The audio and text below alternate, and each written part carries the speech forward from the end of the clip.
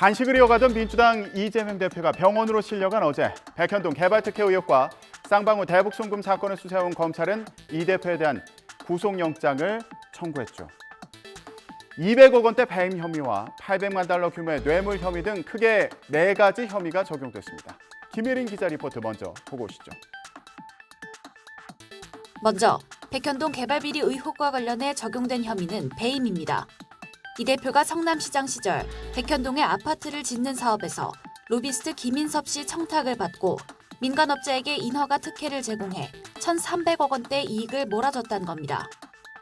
그 결과 성남도시개발공사가 사업에 참여하지 못해 최소 200억 원의 손해를 입었다고 판단했습니다. 경기지사 시절엔 자신의 방북 등을 위해 경기도가 북한에 지급해야 할 800만 달러를 쌍방울 그룹이 대신 내도록 한 제3자 뇌물 혐의 등을 적용했습니다. 또 백현동 로비스트 측근에게 접근해 자신의 검사 사칭 사건 관련 재판에서 유리한 증언을 해달라고 부탁한 위증 교사 혐의도 담겼습니다.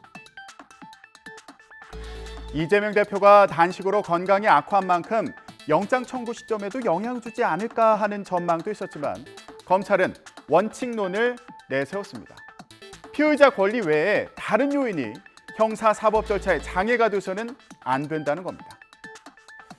한동훈 법무부 장관도 그런 선례가 만들어지면 안 된다며 이렇게 얘기했습니다. 한동훈 법무부 장관의 얘기를 직접 들어보시죠.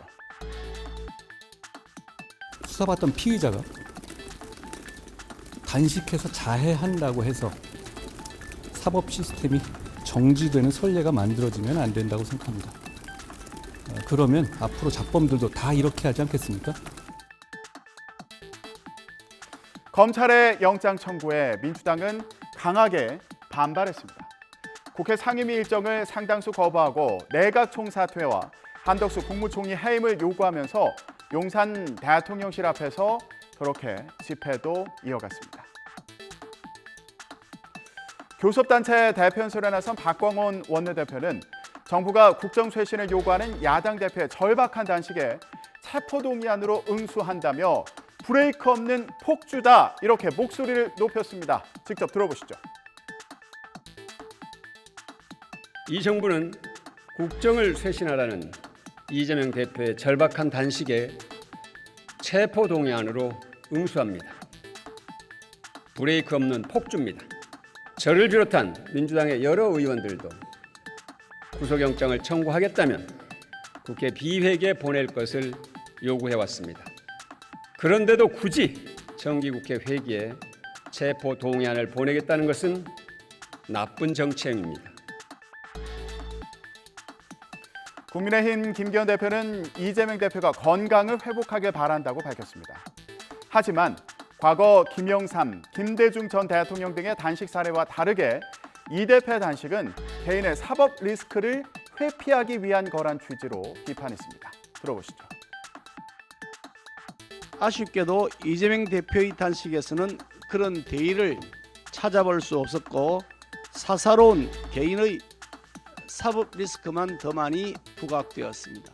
단식의 탈출구로 내각 총사퇴, 국무총리 해임이라는 주장을 하는 것은 의도 자체도 순수하지 않을 뿐 아니라 아무리 정파가 다르다고 하더라도 납득하기 어려운 무리한 요구입니다.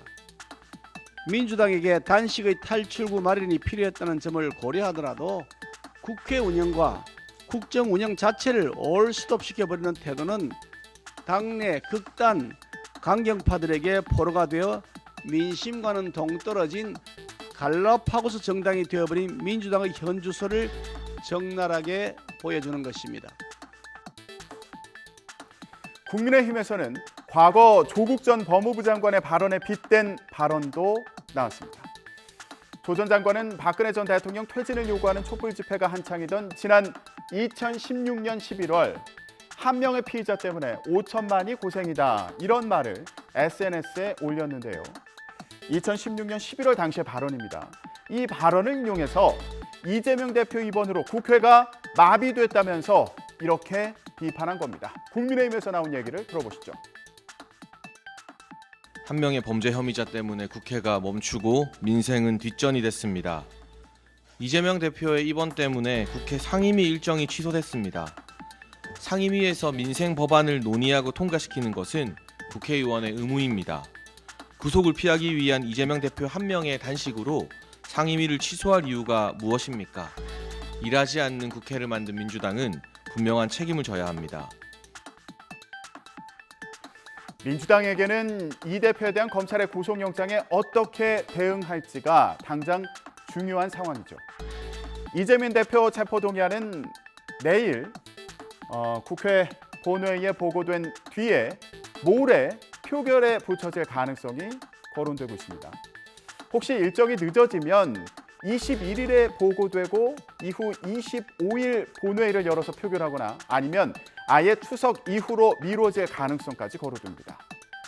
체포동의안은 본회의에 보고되고 24시간 이후에 열리는 본회의에서 무기명 투표를 하지만 72시간이 지나도 자동 폐기되지는 않기 때문입니다. 민주당은 어제 긴급 의원총회에서 이 대표 변호인으로부터 구속영장에 적힌 피의 사실을 들었습니다. 하지만 체포동의안 찬반 여부까지 결정하지는 않았습니다.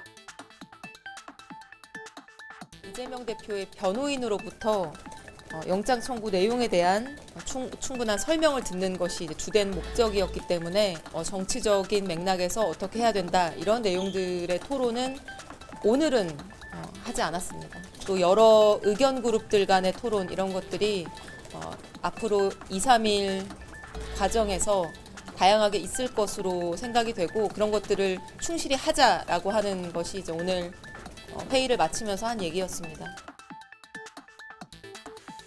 민주당 홈페이지에는 저렇게 이 대표 체포동의안을 부결시켜달라는 당원의 청원이 올라오기도 했고요.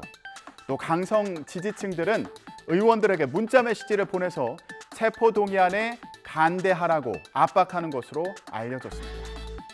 하지만 친명계와 비명계 사이 의견은 엇갈리는 걸로 보이는데요.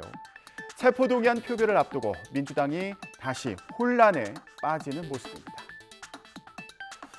그런데 이 대표 체포동의안과 함께 한덕수 국무총리 해임 건의안 표결도 나란히 이루어질 가능성이 있어서 주목됩니다. 민주당은 어제 한 총리 해임 건의안을 제출했는데요.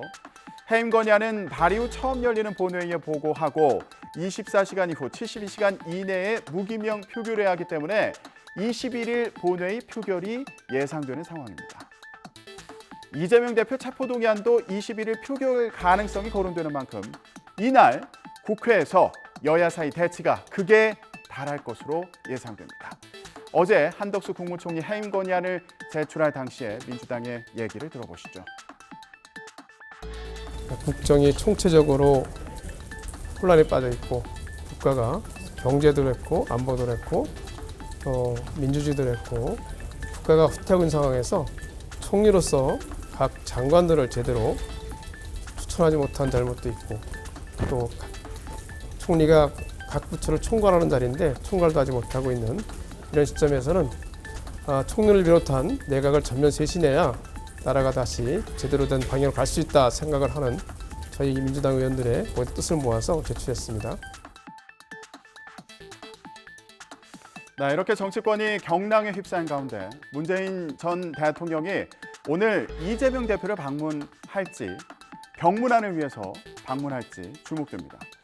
문 전 대통령은 9.19 평양 공동선언 5주년 기념식에 참석해서 인사말을 할 예정인데요. 친명계 의원들 사이에서는 문 전 대통령이 이 대표를 만나서 한 번 더 대화도 나누고 또 몸을 챙기란 인사도 할 것 같다는 전망이 나오는데 문재인 전 대통령이 병원에서 단식을 이어가겠다는 이 대표를 직접 만나서 단식 중단을 설득할지 관심입니다.